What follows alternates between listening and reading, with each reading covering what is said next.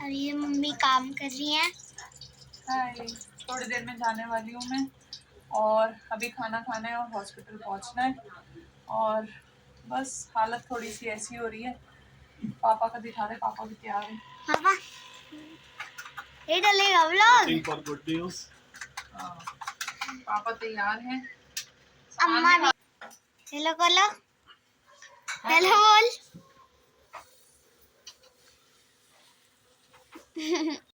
ये जो सामान है मैंने पैक किया था हॉस्पिटल के लिए। और दिखा रही है काशवी। और अभी मेरी हालत बहुत ख़राब हो रही थी, तो इसलिए मैंने डॉक्टर को फ़ोन किया। तो उन्होंने बोला कि इसी टाइम पे आ जाओ। तो मैं तैयार हो गई थी सामान के साथ। तेरी बोला। खाना खा रही हूँ अभी मैं। फिर उसके बाद मैं निकलूंगी हॉस्पिटल के लिए। फिर आपको मिलूंगी, रास्ते में बात करूँगी। मेरे साथ अभी कोई नहीं जा रहा है, सिर्फ मेरे हस्बैंड जा रहे हैं। और बच्चे घर पे रहेंगे दादी के साथ। दादी भी आ गई थी अभी शाम को ही। तो सडनली जाना पड़ रहा है क्योंकि तबीयत बहुत ख़राब हो गई मेरी। और यहाँ काशवी बहुत एक्साइटेड है कि उसकी सिस्टर आएगी या उसका ब्रदर आएगा, क्योंकि मेरे पहले भी 2 बेटियां हैं, मैं आपको बता दूं। और ये मेरी सडन प्रेगनेंसी थी, तो ये मोस्ट अवेटेड थी, किसी को बताया नहीं था। तो अब वो फाइनली दिन आ गया है जब मुझे जाना पड़ रहा है। और ये लोग सब हंस रहे हैं। हम निकल चुके हैं हॉस्पिटल के लिए और ये ड्राइविंग कर रहे हैं। दोनों बहुत नर्वस हो रहे हैं क्योंकि अकेले जा रहे हैं और अभी कुछ पता नहीं है। डॉक्टर ने बुलाया है हमें। तो अभी हम रात को जाते हैं तो देखते हैं क्या है। और अभी थोड़ी सी बस हल्की बहुत समस्या सी हो रही थी, तो इसलिए हम अभी निकले। डॉक्टर ने बोला था कि अगर कोई दिक्कत रहती है तो आप रात को भी आ सकते हैं। तो बस जा रहे हैं, उसके बाद देखते हैं कि डॉक्टर क्या कहती है। और अभी तो बस निकले ही हैं घर से। जब हॉस्पिटल पहुंचूंगी तो मैं बताती हूँ क्या होता है।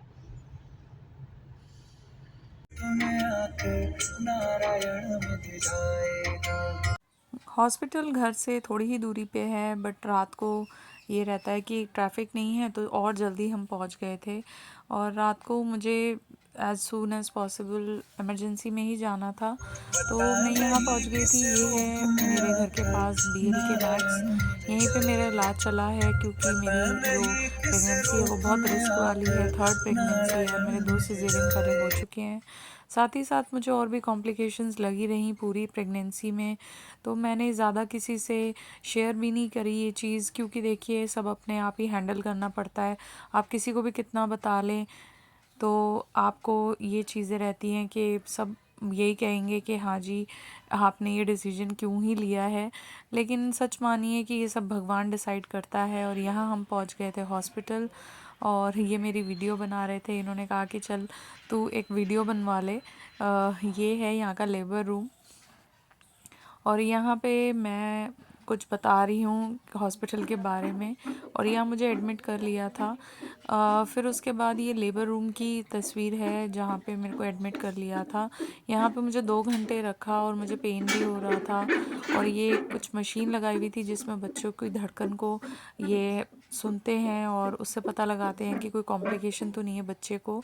तो अगर कोई कॉम्प्लिकेशन होगी तो जल्दी ही ये ऑपरेशन कर देंगे। होना तो मेरा ऑपरेशन ही है, ये तो कंफर्म था। लेकिन फिर इन्होंने मुझे वार्ड में एडमिट कर दिया था। इन्होंने बोला कि हाँ कुछ दिक्कत आ रही है तो आपको अभी ही एडमिट होना पड़ेगा। बच्चों को तो पता ही था कि हो सकता है आज हो या कल हो, तो अभी इन्होंने कुछ बताया नहीं था। और उन्होंने मुझे भूखा रहने के लिए बोल दिया था। घर से मैं बस 2 ही रोटी खा के आई थी और सुबह से मैंने इतना कुछ खाया नहीं था और मुझे दर्द भी हो रहा था।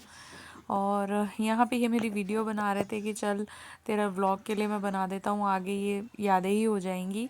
और ये मेरे बैंड भी बन गया था मेरे नाम का। और यहाँ पे ये भी बैठ गए हैं, तो इनको भी रात को मेरे साथ ही रुकना पड़ेगा यहाँ पे। तो अभी कुछ भी नहीं पता हमें कि क्या होगा क्या नहीं होगा, कब ऑपरेशन होगा।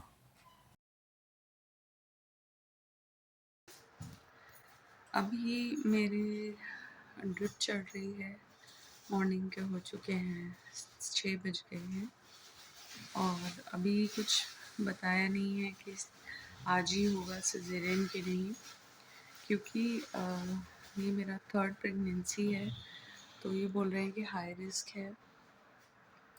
यहाँ पे डिप चढ़ रही है।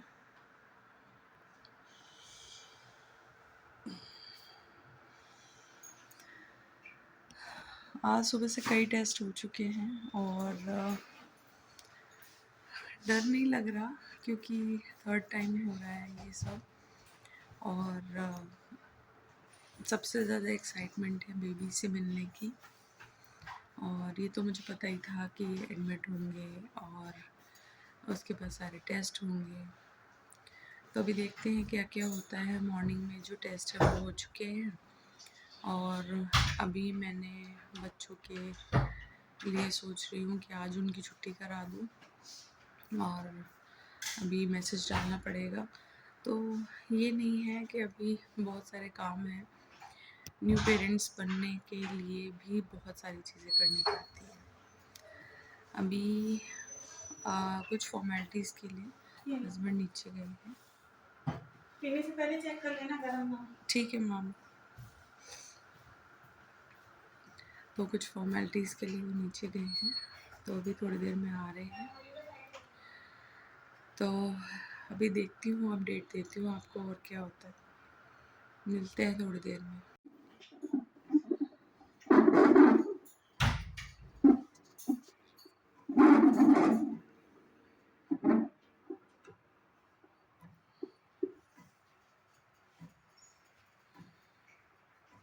ये मेरा रूम था जहाँ पे मैं स्टे कर रही हूँ।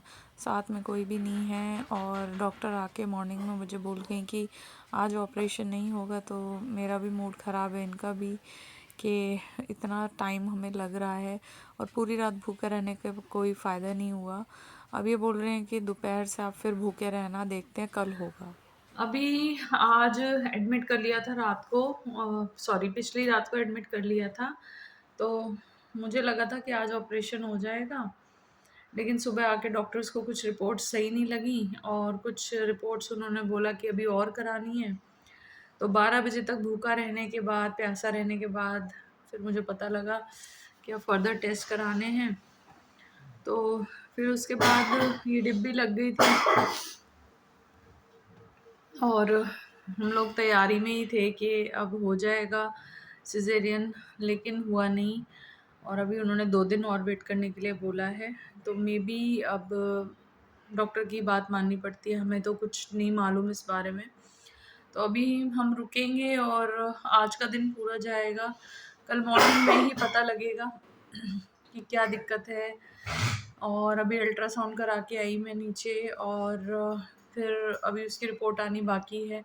साथ में शुगर, बीपी, ये देखो उंगली का क्या हाल हो जाता है पियर्सिंग कर करके। शुगर और बीपी साथ साथ चल रहा है, मॉनिटर हो रहा है। कुछ चीज़ें ज़्यादा आ रही हैं, कुछ कम है, but overall hope last day तक जो सिजेरियन का टाइम आए तो सारी चीज़ें ठीक हो जाएं। तो बस ये यहीं तक थी इन्फॉर्मेशन आज। अब देखो शाम को क्या होता है, कुछ और टेस्ट होंगे तो बताऊंगी। बाकी सर्विस अच्छी है, डॉक्टर्स अच्छे हैं और बस ये रहता है कि जो भी कुछ हो अच्छे से हो जाए। क्योंकि जब आप पेरेंट्स बन जाते हैं, पहले भी आपके बच्चे हैं घर पे, तो ये ना फ़िक्र लगी रहती है। क्योंकि मैं और हस्बैंड दोनों यहीं हैं, तो मम्मी वहाँ पे उनकी दादी हैं उनके साथ।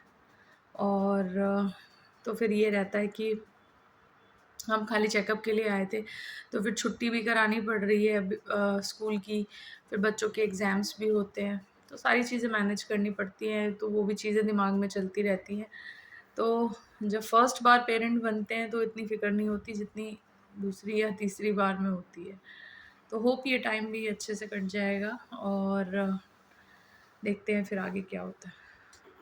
अब मुझे ले आए हैं अल्ट्रासाउंड के लिए और ईसीजी के लिए और फिर उसके बाद मैं अपने रूम में जाऊंगी।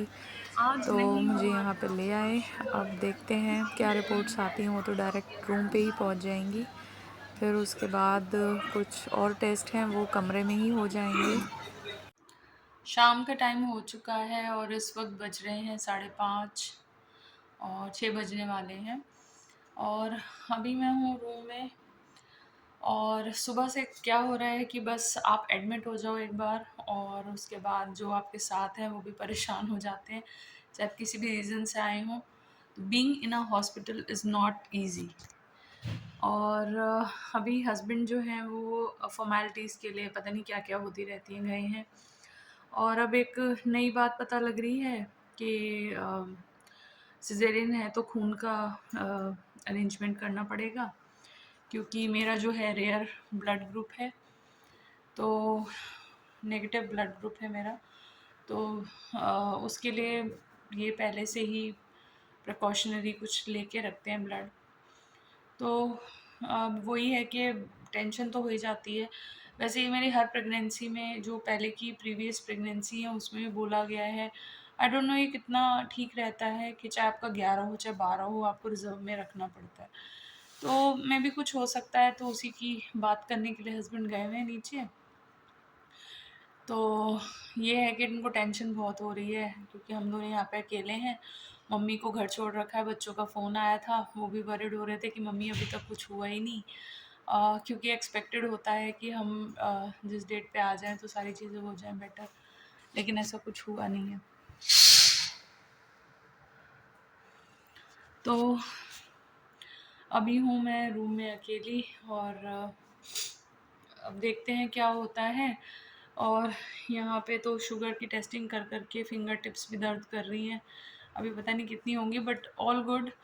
मैंने उनको बोला भी था कि सब सही चल रहा है, और बट वही है, इनके जो प्रोटोकॉल्स हैं वो तो करते ही हैं, शुगर, बीपी। और यहाँ पे बैठ के तो वैसे ही बीपी बढ़ जाएगा अकेले। तो मैंने सोचा आप लोगों को शेयर कर दूँ। ये व्लॉग थोड़ा सा लेट आएगा आपके पास, क्योंकि हो सकता है आज मैं बनाऊं और सिजेरियन के बाद मेरी नहीं हिम्मत पड़े। तो कोई बात नहीं, आप थोड़ा लेट देख लीजिएगा। बट ये है कि मैंने ये व्लॉग डाल के अपना जो क्या कहते हैं एक्सपीरियंस है आपके साथ शेयर कर रही हूँ। और इसलिए कर रही हूँ कि कुछ कुछ चीज़ें ऐसी हमें दूसरों के व्लॉग से भी पता लगती हैं, जो कभी खुद नहीं पता होती। और होप सबको अच्छे लगते हैं मेरे ब्लॉग, इसलिए मैं बनाती हूँ। तो जब भी आप देखें तो प्लीज़ ज़्यादा से ज़्यादा लाइक करें और शेयर करें। और जितने भी मेरे परिवार हैं और जो मेरे फ्रेंड्स हैं वो भी मेरे ब्लॉग्स देखते हैं, तो वो भी चाहते थे जानना कि इतने दिनों से मेरे ब्लॉग्स क्यों नहीं आ रहे। बट आपको पता ही है, एज़ यूजुअल ये चीज़ें पर्सनल होती हैं, कुछ लोग शेयर करते हैं, कुछ लोग नहीं करते हैं। बट ये है कि मैंने सोचा कि शेयर तभी करूँगी जब कुछ एक्सपेक्टेडली हाथ में आ जाए। उसके बाद आ गई थी मेरे रूम में डॉक्टर, और उन्होंने फिर से मेरे एनएसटी की मशीन लगा दी थी। और इसके आगे क्या हुआ वो मैं आपको अगले व्लॉग में दिखाऊंगी। ये देखिए मशीन लगा दी है और डिब्बे चढ़ा रही हैं। तो नेक्स्ट व्लॉग में मिलते हैं, ज़रूर देखिएगा। लाइक, सब्सक्राइब और शेयर करना मत भूलिएगा।